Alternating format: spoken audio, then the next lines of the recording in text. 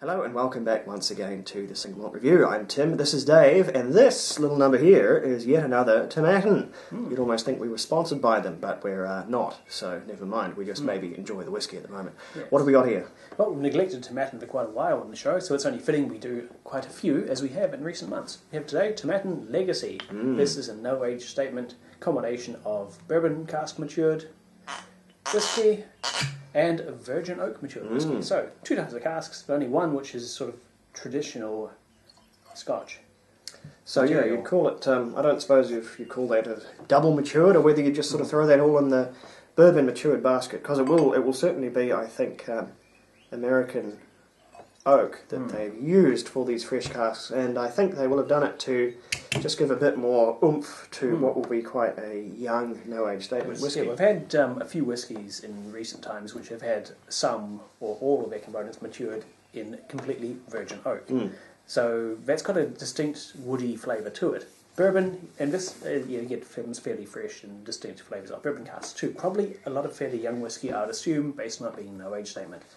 Yeah. Certainly enough young whiskey in there to discourage them from putting a age on there. Doesn't mean it's particularly young, and based on tasting this, I don't think it is particularly young, but it's probably got some portion of quite young whiskey on there, which would mean they'd have to put a slightly unfashionable number on there, like, say, 6 or something else. So, young bourbon matured whiskey can be quite spectacularly flavoursome. Also, younger whiskey matured in virgin oak. Yes, indeed. And it's probably the closest thing they've got to an entry-level Tomatin. It's certainly their cheapest, as far as I know, and it will be their youngest as well. Or that's assuming it's younger than the similar, but a wee bit different, cask strength that we did last time we were convening to review. This one's quite different in that it has no sherry maturation whatsoever. So we'll be looking for slightly lighter flavours and slightly more streamlined flavours than we did in that particular one, which I enjoyed, but Dave enjoyed just a wee bit less. That was one of our more divisive ones there, as that bottle has proven to be with more than us. A few people have either loved or hated that one. Well, not hated it, but loved it or loved it a wee bit less. But anyway, less about this one, more about the one we've got here. We'll have a wee look, and I'd say that's probably coloured, but I don't think it's been particularly chill filtered, as we will find out later on. Yeah, the label doesn't specify anything about coloration or chill filtration, but in the end, we know some distilleries have a blanket policy of doing neither, so it may not necessarily appear on the label. I forget what the case is for Tomatin. That's a very zingy, vigorous. Yeah, it is. It's not lacking in character on the nose.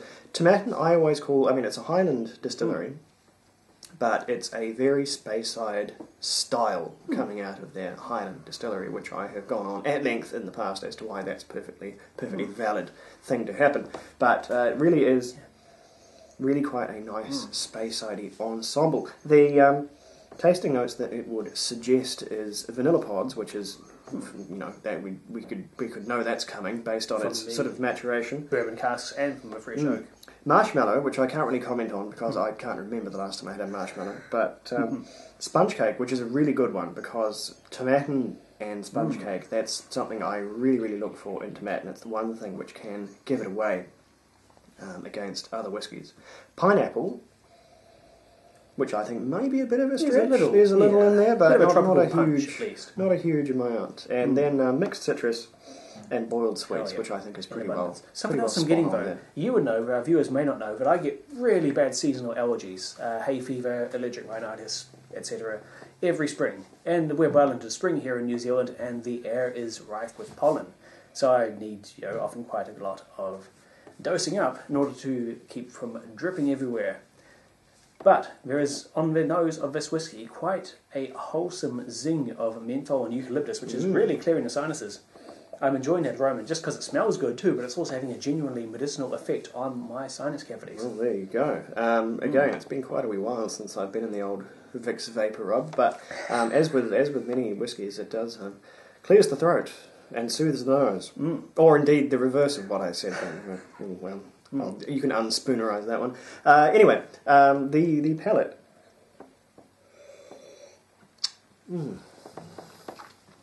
Oh, that is sharp and sappy.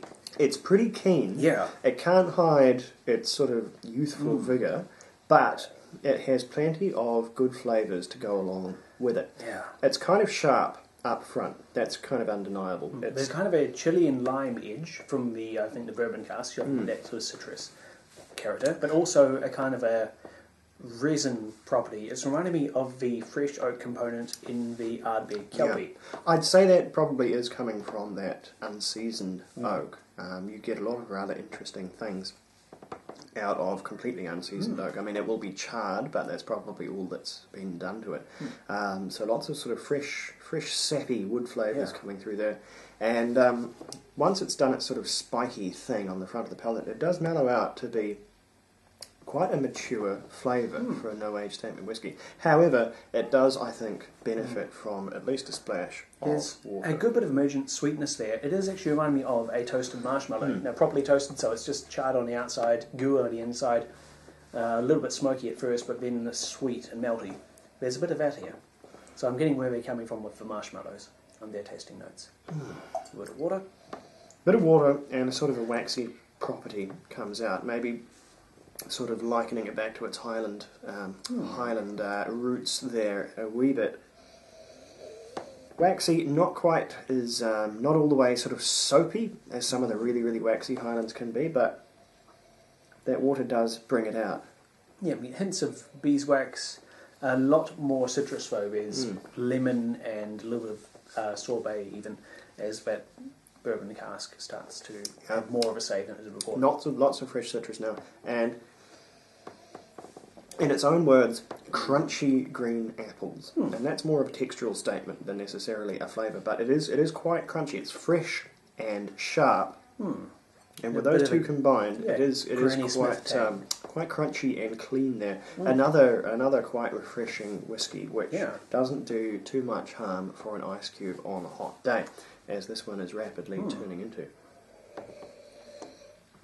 But all in all, I think a very good entry-level, no-age statement whiskey that plays to its strengths and doesn't muck around with some infinitesimal amount of Oloroso finishing or maturation that just gets either lost or it's not there enough to really make a real dent in the flavour and just sort of diverts attention away from these good core flavours of the bourbon, and nor is it sort of, they haven't painted a finish over the top. There's nothing weird going on here, which again distracts from this good young bourbon. The fresh oak isn't just a gimmick here. It's definitely more of a contributing factor. This has gone so far away from just a standard 100% bourbon matured whiskey flavour profile.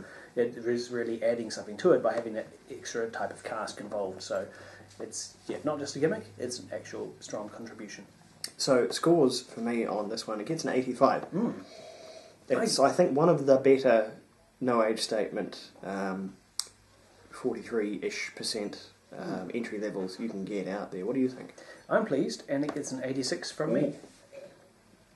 Could do. Good, clear profiles, worse. a nice set of distinct characters and properties, and good use of the two styles of cask.